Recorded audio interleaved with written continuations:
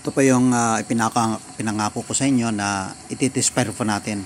Siyempre hindi pa po ito pininturahan kasi ititispire pa nga natin. Ito temporary lang din yung controller, hindi ka pa natin naikabit.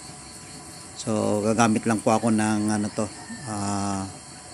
yung battery pack. Ayan. So nasa labas pa po yung controller. Ayan po.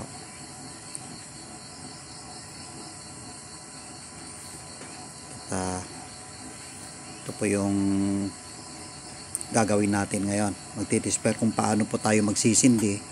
At kung papansinin ninyo, napakadali lang po natin itong sisindihan. Okay, ang una, gagawin natin ay lalagyan natin ng oil, ang source, then hintayin po natin na papasok. Ayan, pumasok na po yung oil. At yung nozzle burner po hindi ko pa nailagay. So ilalagay po natin yon. Pagkatapos niyan, papatay natin yung source ng oil. So kunti lang po muna. Ayan, ilalagay na po natin ito. Ayan po.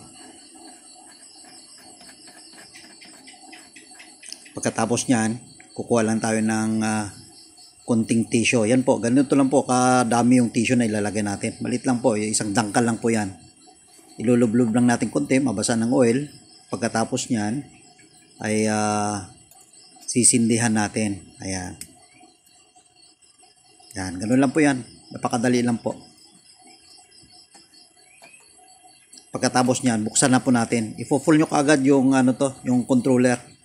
Ayan, lalakasan nyo kaagad para madali po siyang magsisindi. At madali po siyang iinit. Hindi po yan siya mamamatay. Ayan.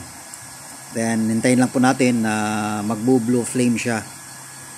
Mag-activate na yung pressure sa top. Mapapansin nyo po yan. Ayan.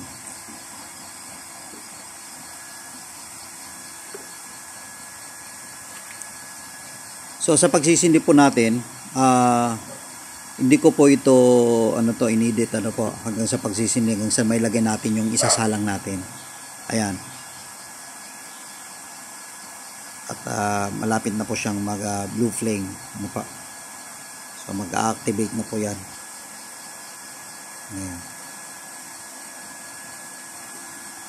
Yan po, red flame pa siya kasi nga yung tissue, yung inilagay natin ay hindi pa siya nasusunog ng maayos. Ayan, ilulublob na lang po natin para mag-blue flame na siya. Ano po? Pwede naman po nating hintayin. Ayan. Kung pansinin niyo, nag-activate na po yung pressure natin sa top ng ating nozzle burner. Ayan. So sa ganitong itsura po ng flame natin, pwede na po ninyong isalang. Ayan, pwede na po kayo magsalang yan. Hindi po yan nakakaitim. Ayan. So ilalagay na natin yung ating isasalang. Ano po? So okay na po yan. Pwede na po yan siya. So nakapaghanda po ako ng mga ulo ng bangus. Ayan po. At na-marinate na din po ito. Nalagyan na natin ng mga ricado. Yan. So, tatakpan na natin. So ganun lang po yung pagsisindi natin. Napakadali lang po. At kita nyo naman yung kanyang apoy. Ayan. So ganun lang po yan. Then mula nung nagsindi tayo at inilagay yan ng blue flame. Then maglalagay na tayo ng maintenance. So maglalagay na tayo ng patak-patak sa kanyang gripo. Ano po? So yung tamang sunog po niyan is yung patak niya is 1, 2, 3, 4. Yan po, tested ko na po yan. So ganun lang po, maintain na po na yan yung tamang sunog niya at nami-maintain po yung kanyang apoy. Yan po, nakapaglagay na po ako ng kanyang patak. So maintain na po yan. So ganun na lang po yan hanggat maluluto yung ating niluluto. Ano po? Kapag kukulo na rin siya, kung tingnan niyo lampas-lampas na rin po yung apoy niya. Ayan.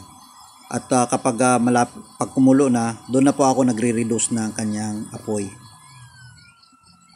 So makukuha nyo rin po yan. Ayan, ipinurward na natin. Para hindi po kayo mainip sa sa panunood. At least nakita na ninyo ang outcome ng ating bagong gawa. Ano po. So wala na po yun yung tinatawag na oil level regulator. Kasi actually ang pinaka-concept lang naman yun hindi pupunta sa fan yung kanyang oil at masisira po yung ating yung ating fan. So nilagyan ko na lang po ng overflow sa air pipeline. Yan po. So makikita ninyo pag mag-overflow na papatak na po doon at doon nyo na i-control yung kanyang oil. So hindi na po mababasa yung fan natin. So ganun lang po yung concept niyan. Ayan o.